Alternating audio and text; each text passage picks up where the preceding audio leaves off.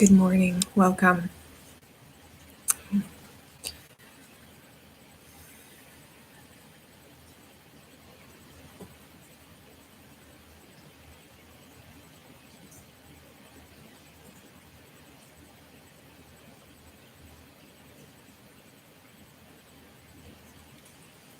And we can just take a moment to arrive,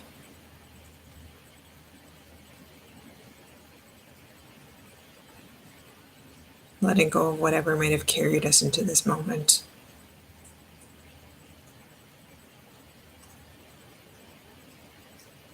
The inertia or adrenaline,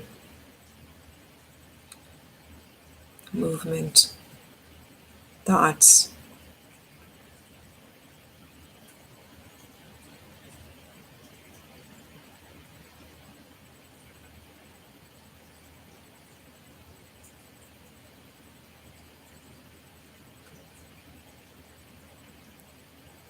This can be an opportunity to pause and break the inertia of that momentum forward.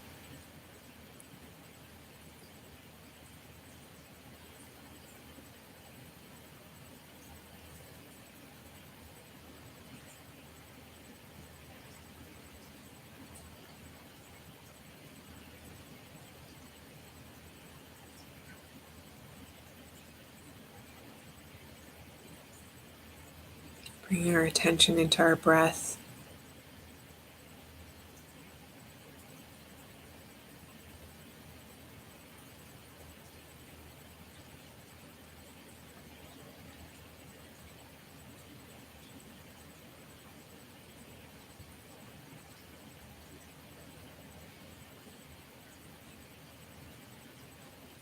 And as we exhale, seeing if there's any space to drop, become heavier,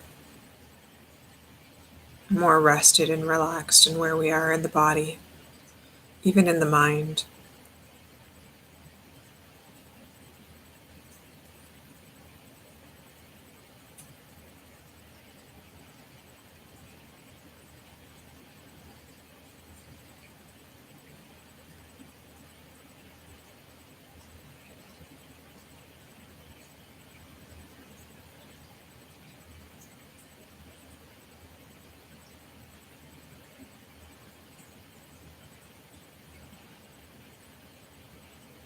You might notice a subtle movement of trying to make ourselves become heavier, or trying to make something happen. And if we do, just notice that trying.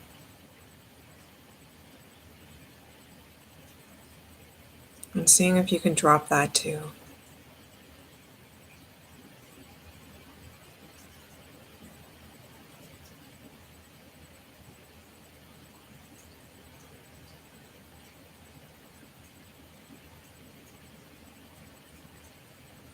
We offer the invitation to rest more deeply in our experience, and yet without trying to coerce or manipulate it or force it to being different.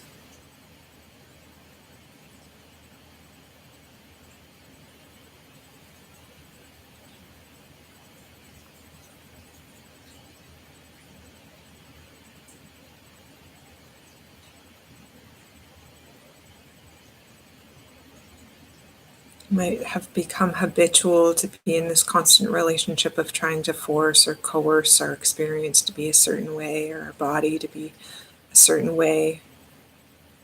And again, we can just notice these patterns if we approach even our bodily experience from the mind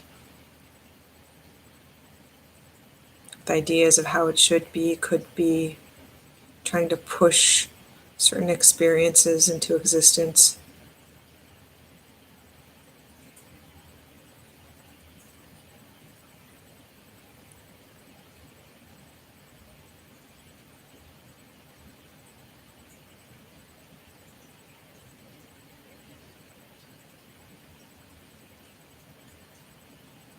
This might seem like we're doing something to relax and let go. Rather, it's an unwinding of the effort that we were already contained within our body of constricting.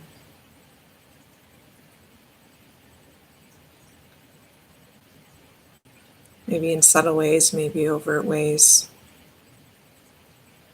maybe almost imperceptible ways.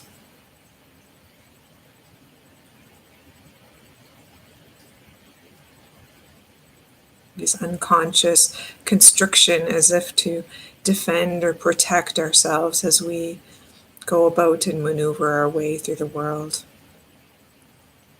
So innocent, so habitual, so conditioned.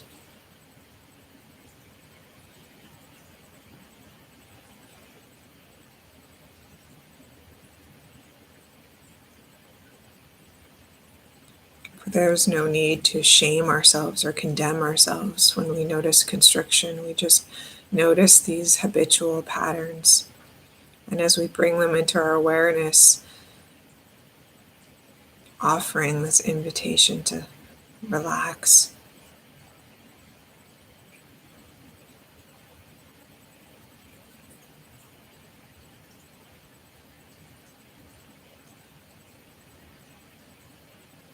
Even the simple noticing of the constriction can often be enough to allow the resting backwards, the falling backwards into our experience to happen by itself.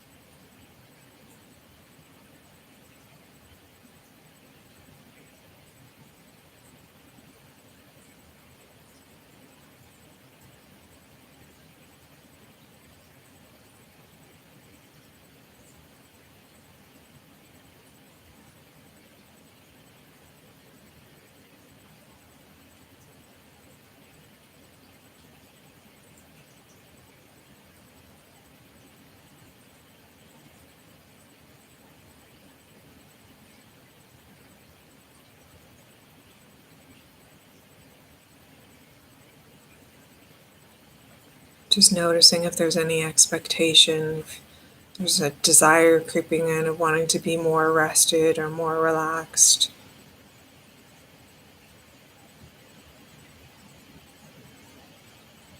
or for certain tensions and contractions to not be there.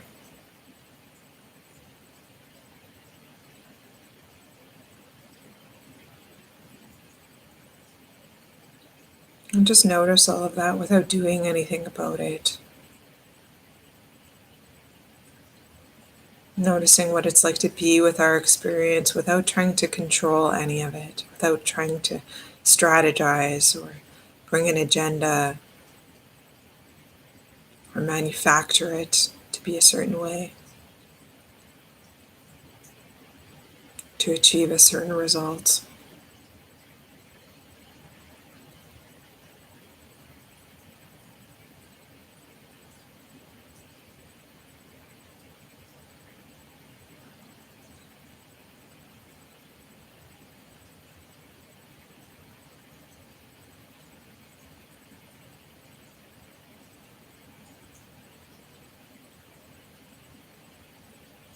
Possibly noticing how, as soon as this sense of control or steps into our experience of wanting something to happen or wanting to make something happen,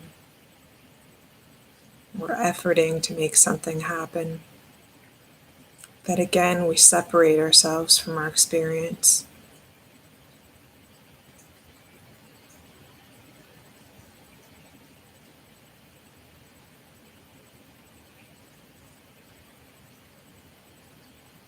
There's the experience as it is, and the wanter, the controller, trying to make it different.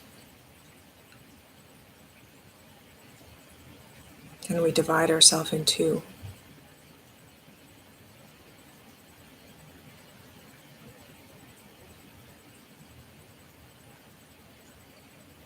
And here too, not to shame ourselves or condemn ourselves. This is such an innocent, habitual pattern.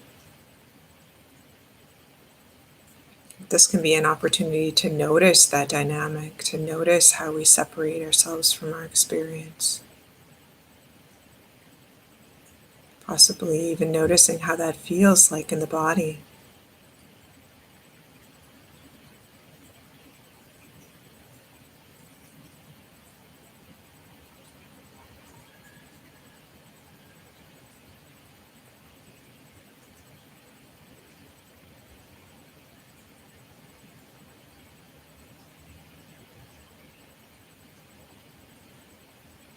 And then coming back into our experience as it is.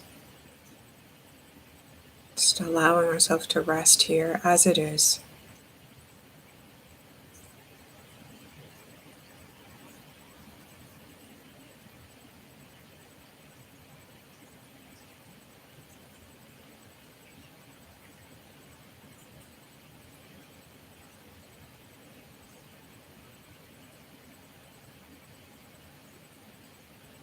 In a space of open receptivity where any unwinding or constrictions or contractions that want to be released, for them to unwind on their own. And we rest in this space where all of that can happen, where we can allow all of that to happen, where we're more of the recipient rather than the controller.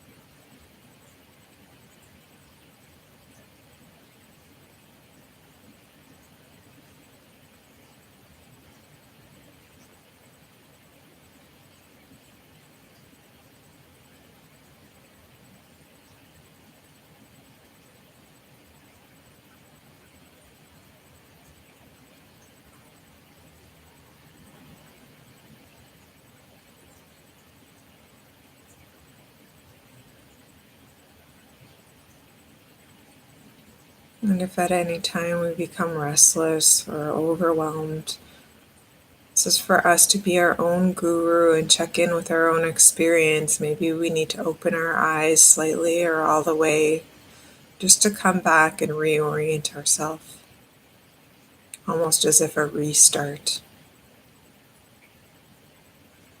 refresh, and then come back into resting in the body and closing the eyes. This feels inspired for you.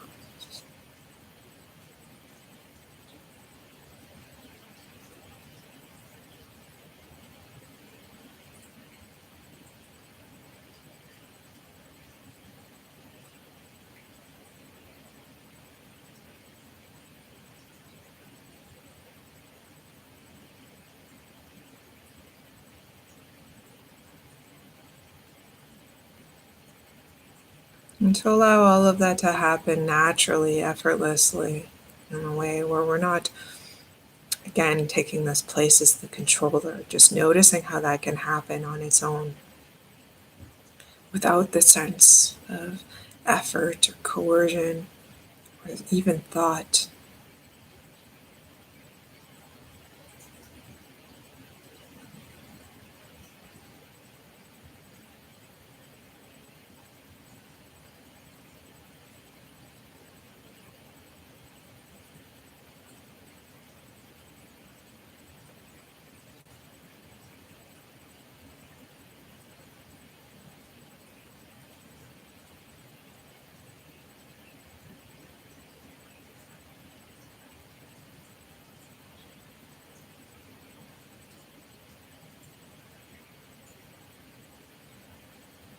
And in this open, receptive space, into open to whatever emotion might want to come up.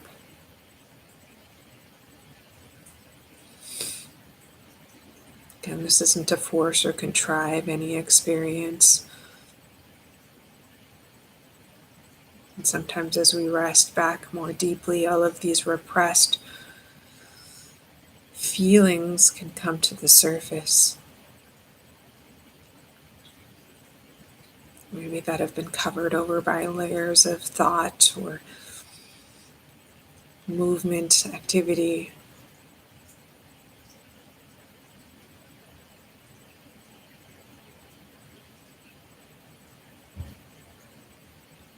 And just noticing how we don't need to do anything to allow this to happen. We're just almost granting permission simply by holding this open space, residing as this open space.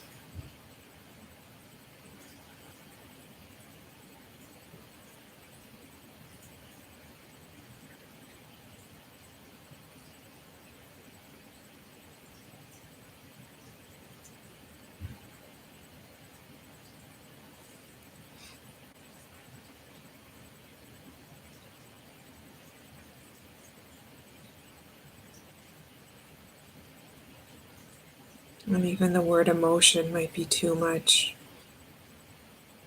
cause us to go into the mind. It's more of allowing the sensations to be as they are, the movement of the body to be as it is, whether it be through tears or shaking,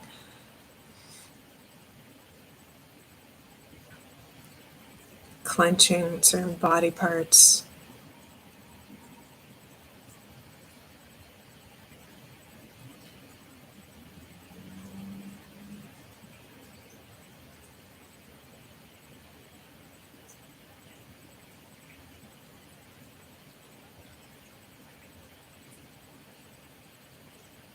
And even this, with this, nothing needs to be figured out or solved. We just open ourselves to the human experience in which everything is just flowing and changing.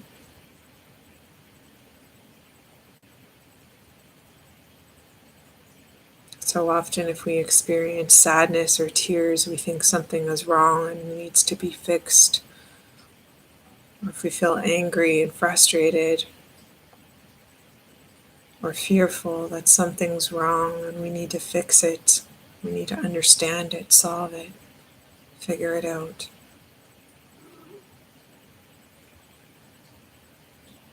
And as always, there can be a time and a place for that, but that can be our go-to response.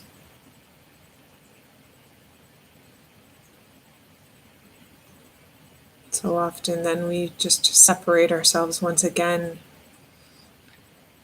dividing our mind from the body, our ideas about the emotion from just the simple sensations as they arise and flow through us.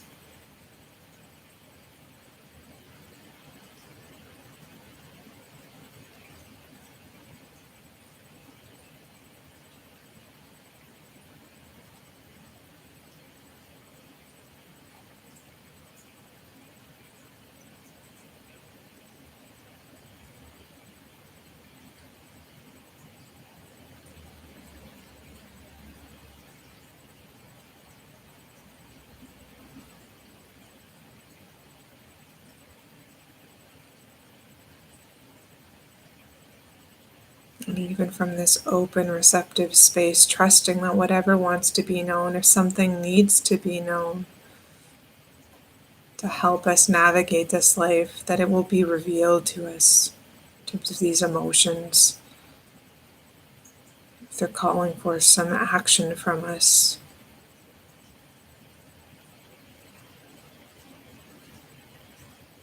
that there again, we don't need to go on a quest to try to figure them out and solve them. And even noticing how that simple movement of trying to figure out can be a form of resistance. Subtly saying no to what is.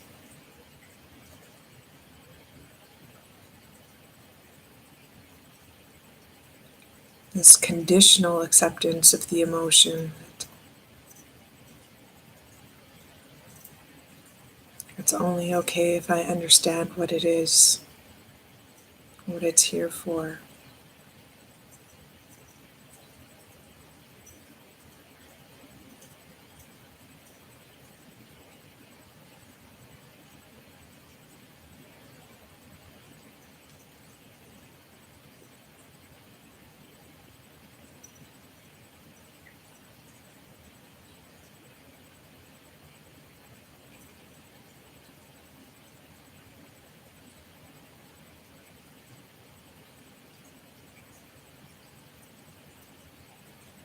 And if we've lost touch with our body, we can bring our attention to our breath, which can be this gateway back into the body.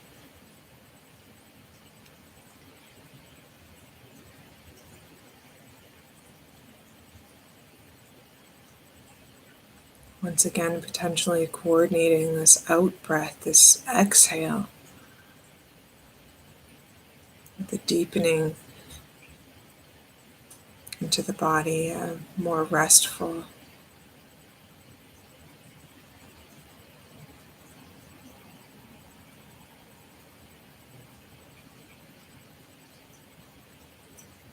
Allowing it to become more rested.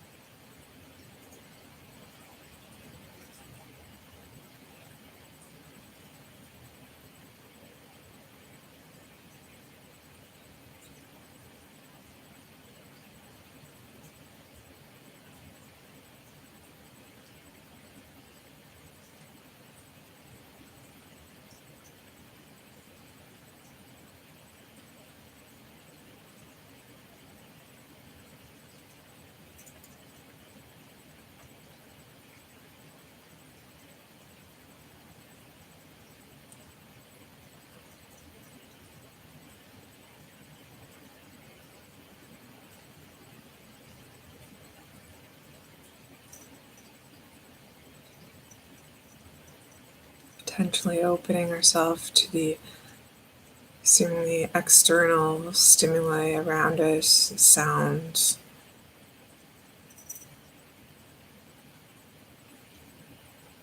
potentially any smells, including that in this open, receptive place, allowing that to be as well.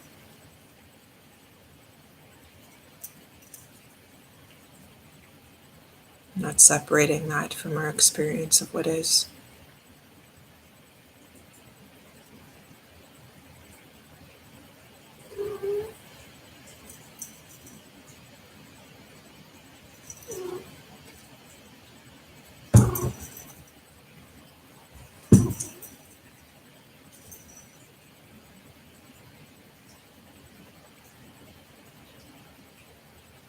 And opening our eyes.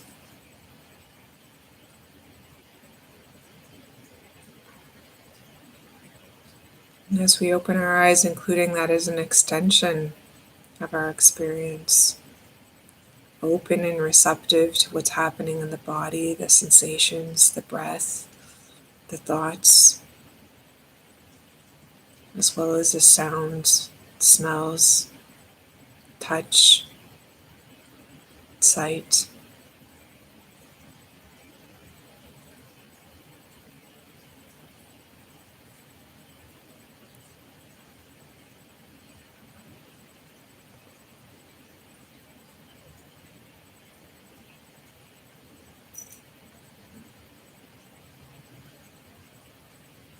And as we open in this way, nothing is separated from our experience.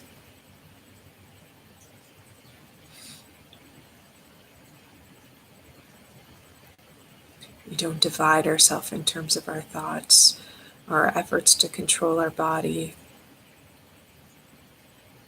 We don't even divide ourselves in terms of self and other than self.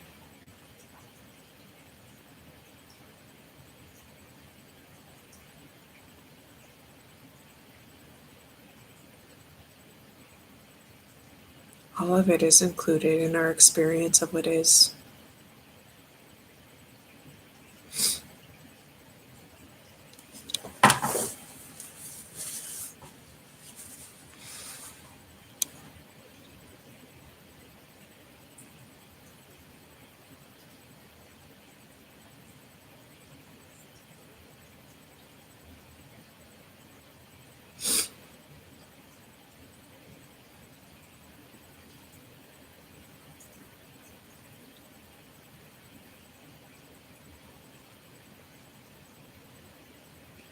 Just taking a moment to notice how it is for you right now, just being here.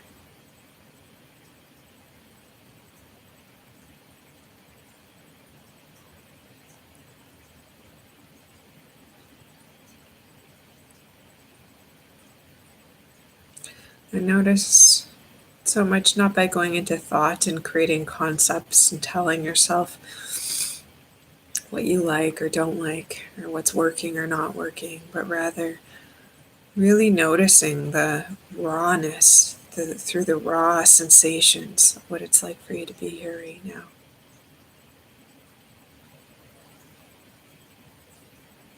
This brings a different element to our experience. It's not dividing experience up through the mind, a conceptual idea.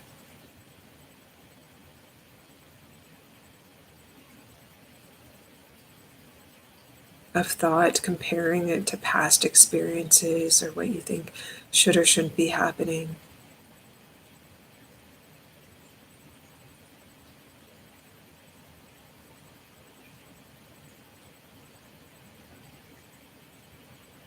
There might be some thoughts that appear, but not using them as the basis of determining how it is to be here right now.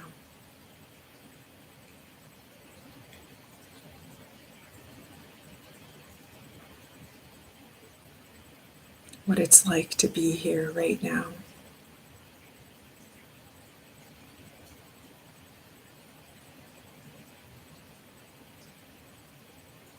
And even as I say here right now, we can divide this up into the experience of this here, this moment, which is true. But it's also this, what is it like to be here now?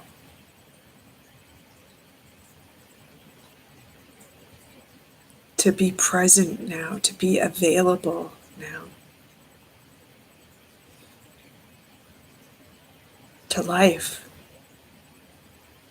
In this broad way, where it defies, it's not so much based on circumstances.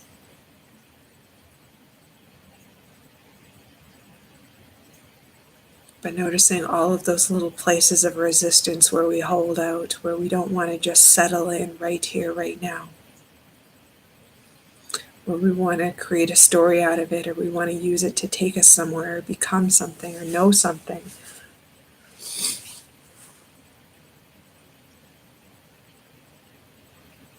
Where we want to use this here, this now, to give us a sense of power and control. Through understanding, through knowing, through intellectualizing.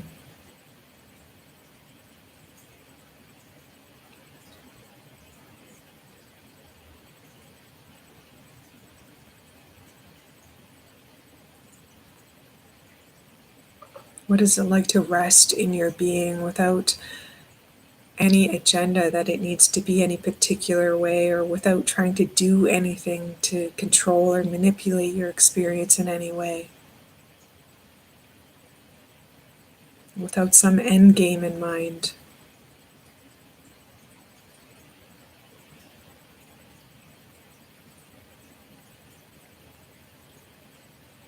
And this is where two patterns might emerge, maybe more.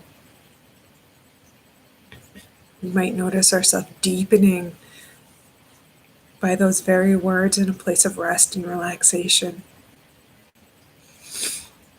With the permission to just be here now without having to have it mean anything or become anything or get us anything.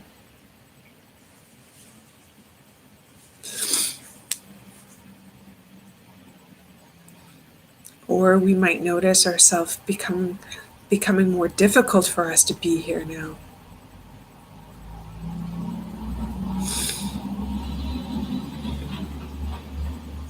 The mind wanting to jump in. What does this mean? What's going to happen to me if I'm not trying to get something or be something or understand something? That this isn't enough. Could even create a feeling of fear as the ego scrambles to grab hold of something the tendency of the mind.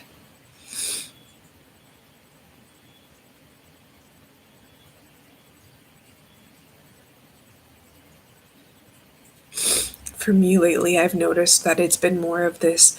There can be periods of rest and relaxation, and it kind of flip flops back and forth. That the mind, the patterns of the mind that are geared to create always some future outcome, always some future projection of where I need to get to, or what I need to achieve, or what this is all about. All of that energy, the fear of in that energy comes up to the surface. It's like now cannot be enough. It just cannot be enough. The mind wants something to do with the experience, to make it into something, to try to understand, to try to get something from it.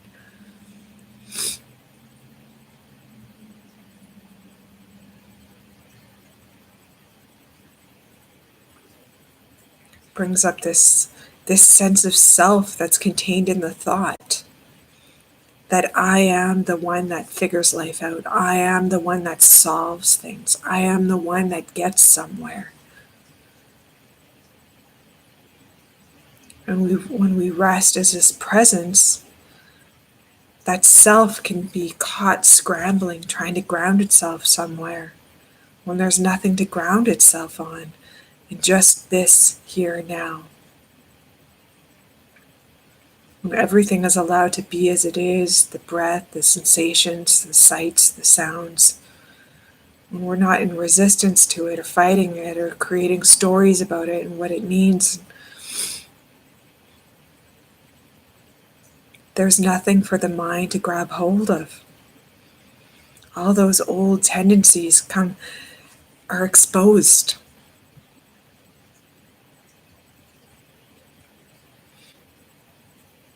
And this isn't something that we're trying to dupe ourselves into or to create an enemy out of these patterns. That they're bad and wrong. I shouldn't be doing that.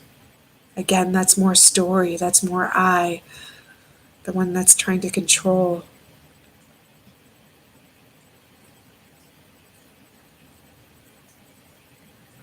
There's I, the controller, and I, the one that wants to not control. Both are traps.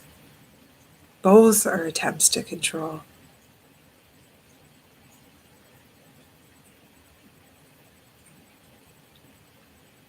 And so noticing what it's like to be here now might be frightening. It might be overwhelming. It might be deeply peaceful. And it might alternate from moment to moment. As maybe old conditioned reflexes come to the surface.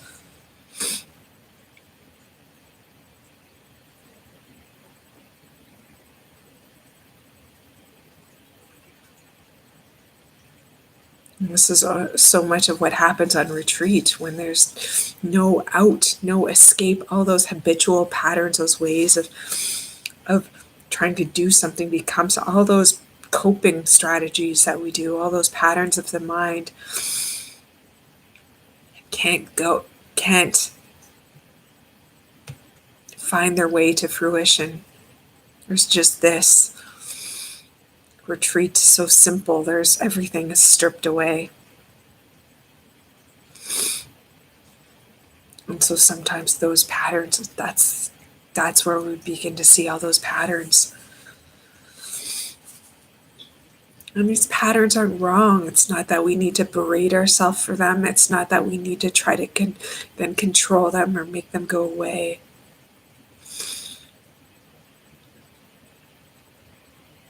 We just hold them in this open, receptive space, seeing them for what they are,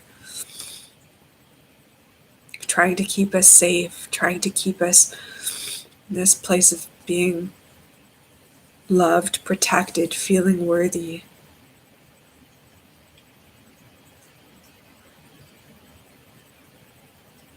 Trying to keep this sense of self alive.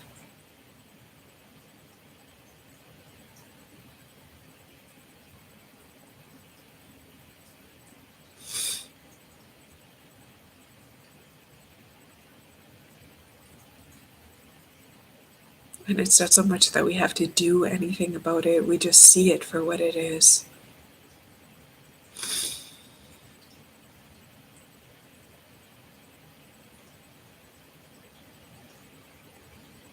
And the more we see it for what it is, the more we can see in some ways that it's actually this subtle act of violence towards the moment, towards the self.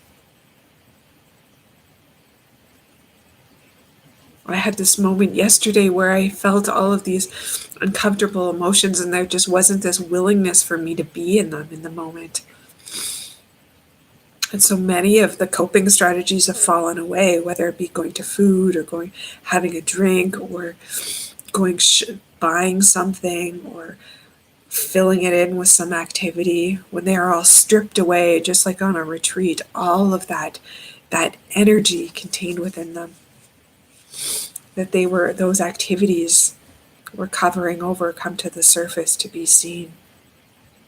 All of the subtle resistances that we have to life, all the subtle ways that we're trying to control our experience, to control ourselves, to control our body.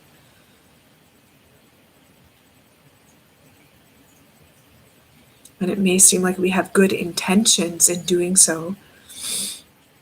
And yes, there may be good intentions, but when we really see it and feel it for ourselves, we can see how we're pushing our bodies along, we're pushing our life along, rather than flowing with life.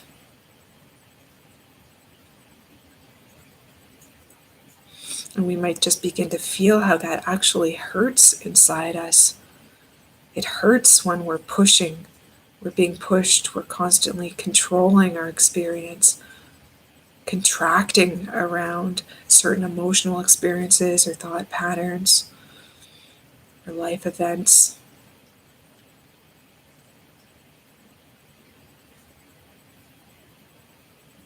And again, this doesn't necessarily mean we can do anything about it. It might appear and we notice the contraction, we feel the intensity of the pain. But to trust even in that too, in that noticing. We might not be able to control it. We might not like it. But we can notice the patterns of what it does, how it separates us from the moment, our availability to be here. How it separates us from our body and the wisdom of the body that knows what to do, when to do it, how much to do, even what it needs to eat and when it needs to move. The body contains all of this movement, and then the mind overrides it with this idea of thoughts, of beliefs about what it needs to do to be okay.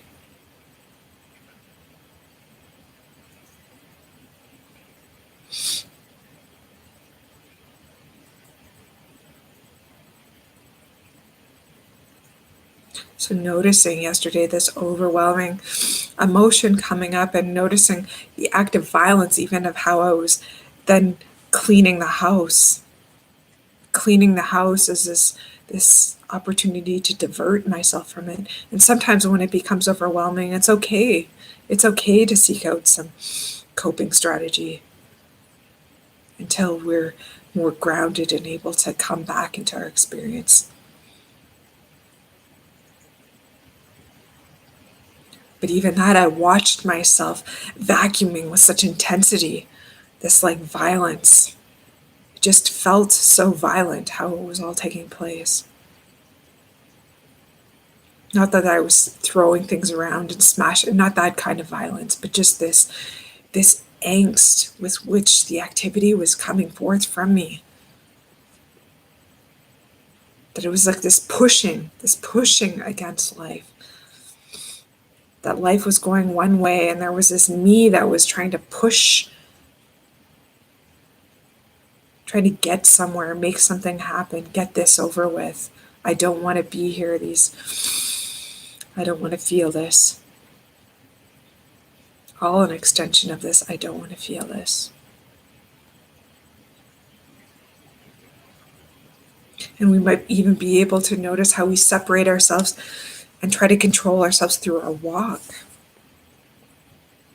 I was aware of how that energy then followed me into the walk. How there was this pushing forward, trying to get somewhere subtly, rather than this grounded restedness where walking was just happening. We can play with our experience in different ways and notice how this sense of control comes in. This sense of self comes in, wanting it to be a certain way and overriding and trying to control and manipulate our experience. As this idea of how walking should be done and how fast it should be and what it should look like and what it should do for me physically and get me in shape, or whatever agenda we may have with our walking.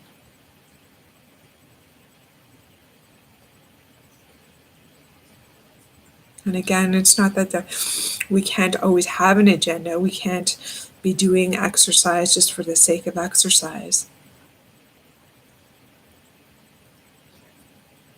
But to notice how it can be very informative to notice when we're moving from this place of the mind versus moving from the actual felt sense of the body, which is a very different experience.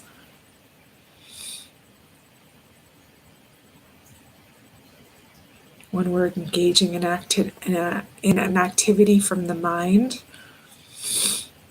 or from resistance to something that we're feeling, versus when we're in the flow of that activity, where that's the natural movement that wants to come forth through us.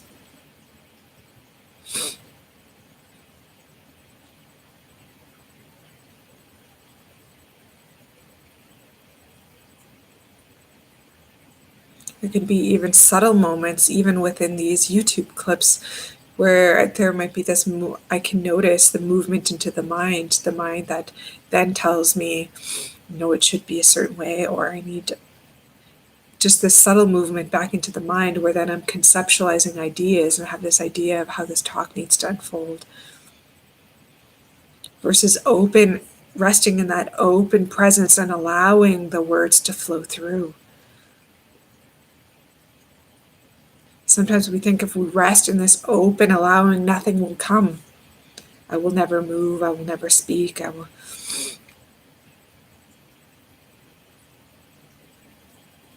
everything is just this active control.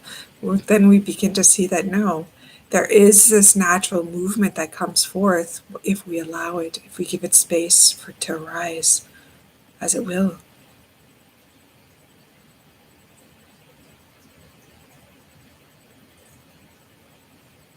These are all subtle ways that we separate ourselves from our experience, separate ourselves from our body,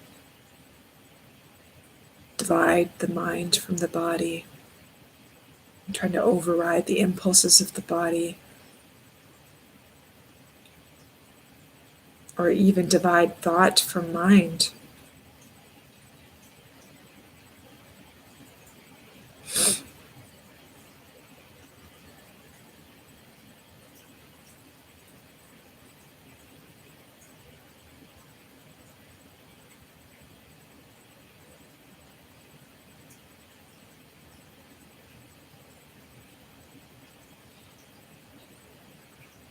I'm not sure where that one came from.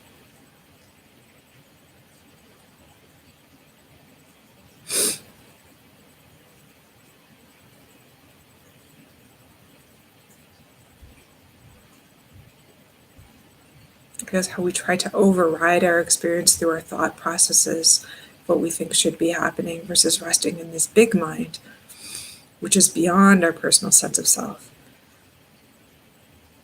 beyond our knowing of what should be happening or what needs to be said.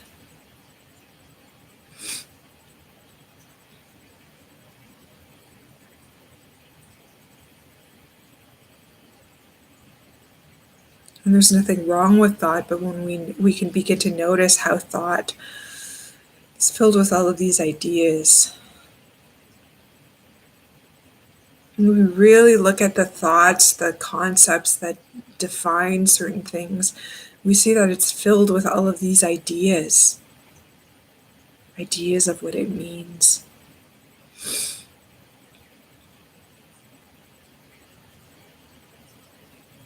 and how it should be played out.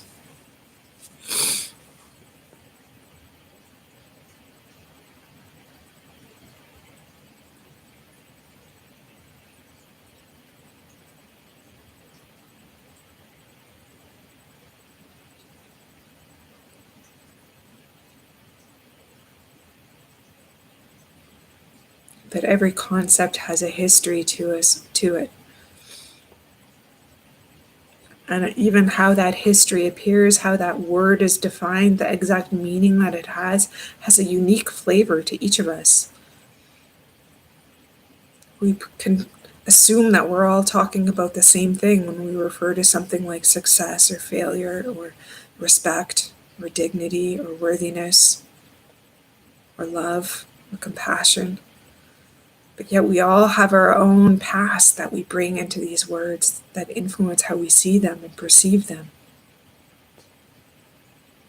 And this is again another way that we separate ourselves from others, thinking that our perception is the right perception,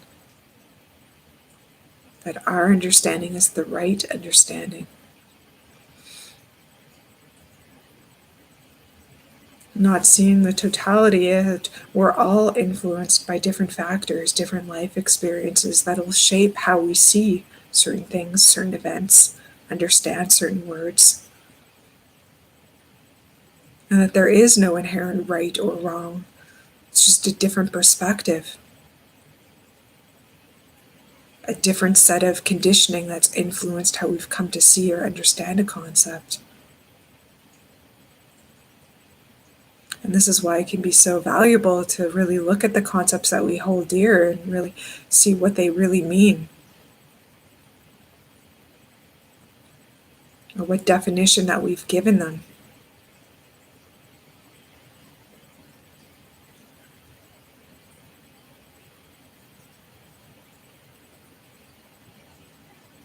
And even the definitions that we've given them are so often conditioned by the friends, the family, the society that we come from.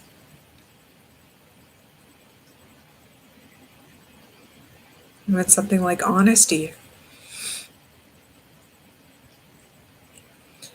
And we can begin to take these concepts and really reflect on them for ourselves. What do these really mean to me?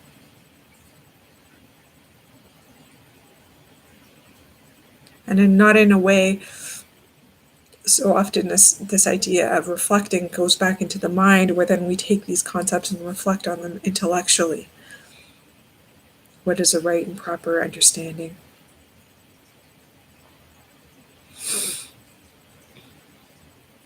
But to open ourselves to see how all of these are just concepts, ideas, conditioned by the past.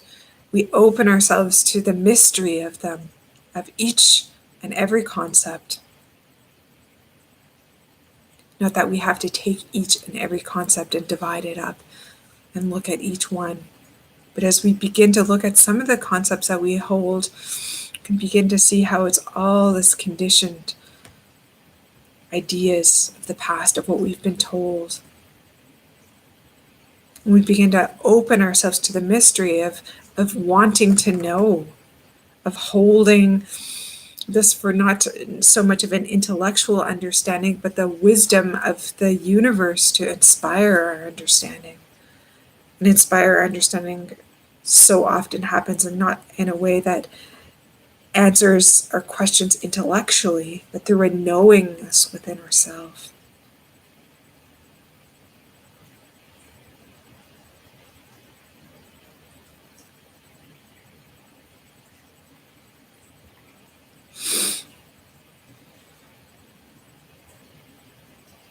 I feel like I went on a little tangent there, so we'll just take a moment.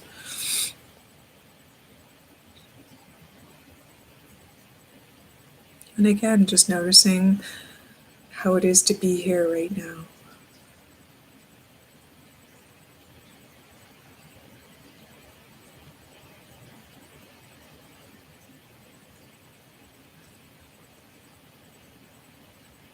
And the totality of the experience, which includes not only the bodily sensations and the breath and the mind,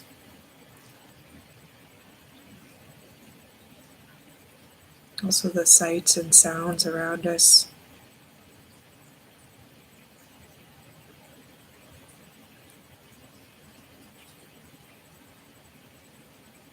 Is there an okayness with being here as it is, or is there a resistance to being here as it is?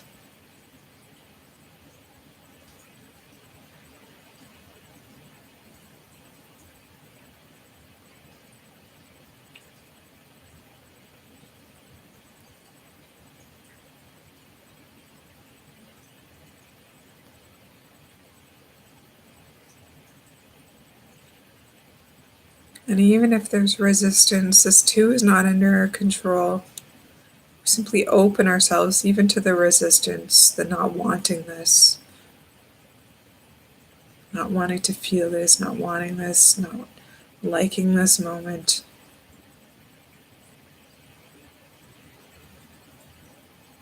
And allow that too to be there without making it wrong or bad or in the way.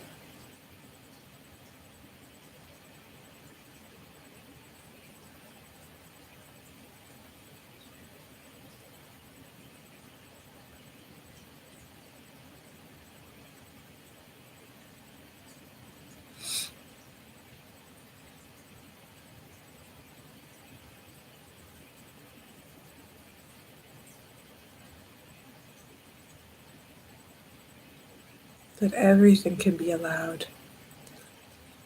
Everything has permission to be as we rest in this open, spacious presence.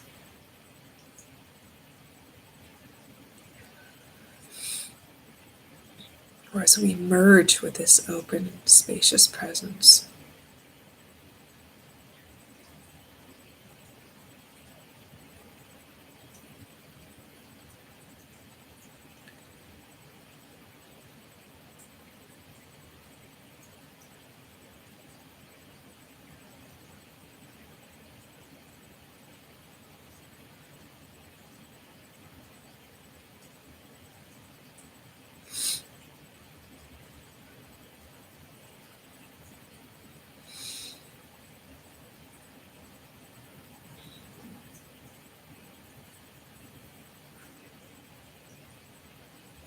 And this can be one of the greatest gifts that we give ourselves, is allowing even the struggle, even the not wanting,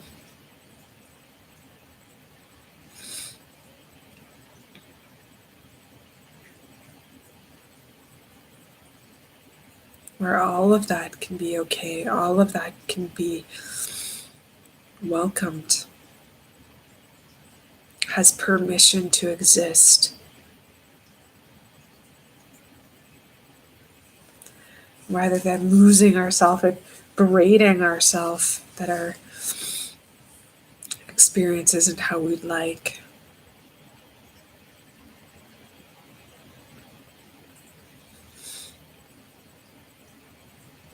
And then losing ourselves in the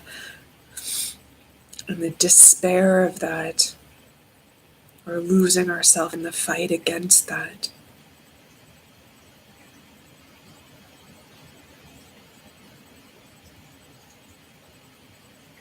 From this place, we don't have to take either route.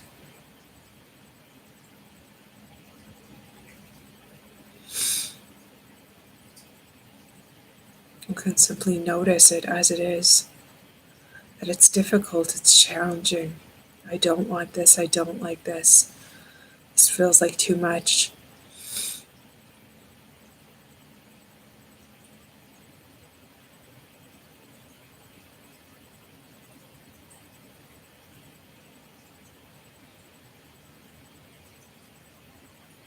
To simply be honest with our experience as it is.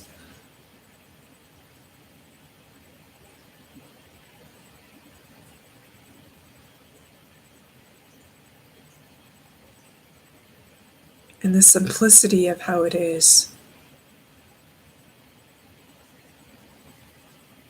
rather than jumping to immediately try to fix it or rectify it in some way.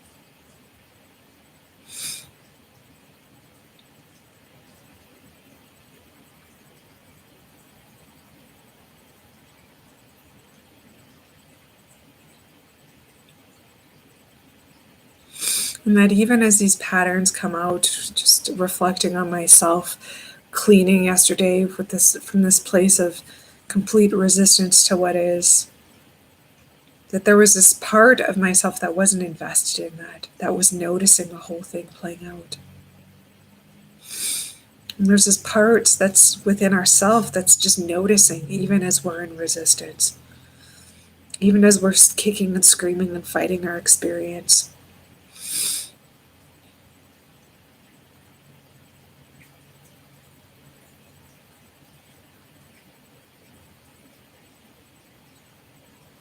And the invitation is to rest more deeply there.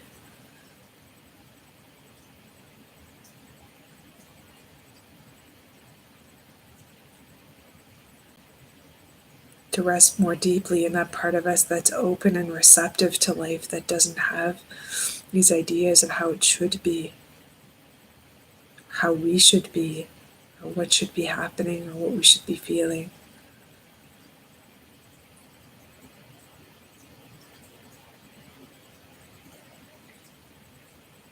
That's not judging us, even as we get lost and wallowing in thoughts or acting out our uncomfortable emotions through whatever coping strategy we might employ.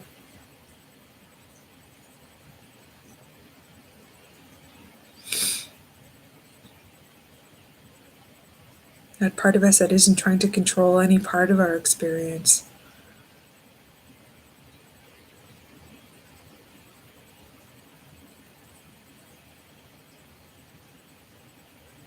That's allowing our experience to be as it is, even when we feel like we're allowing it to be as it is, or we feel like we're rejecting it as it is.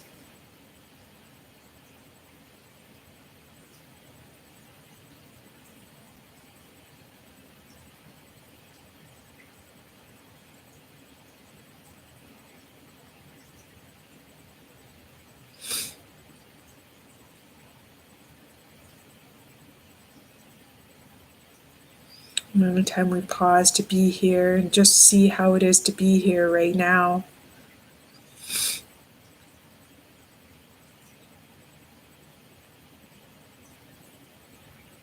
it's simply an opportunity to notice what's happening, to notice where we're in resistance, where we're fighting reality.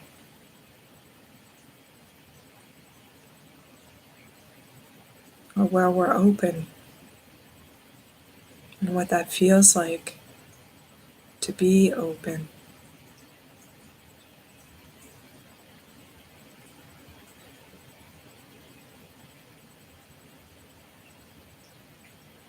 And an invitation to bring that openness even into the places that are resisting or rejecting what is.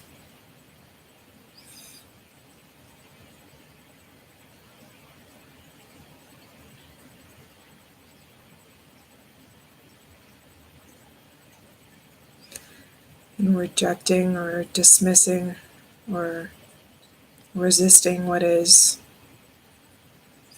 again, can come through those patterns of the mind that are trying to get us somewhere, become something. They're trying to control our experience in some way. That are trying to override what the body is telling us through the mind, through thought.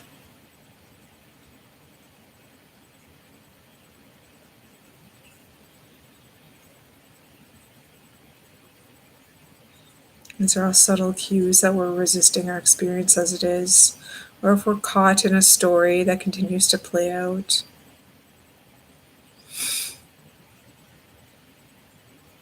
None of this is to shame ourselves or dismiss ourselves or make ourselves wrong or try to become stronger or overpower these tendencies, but simply to come back into that open spaciousness where that too can be. And this too, I like to say, and this too.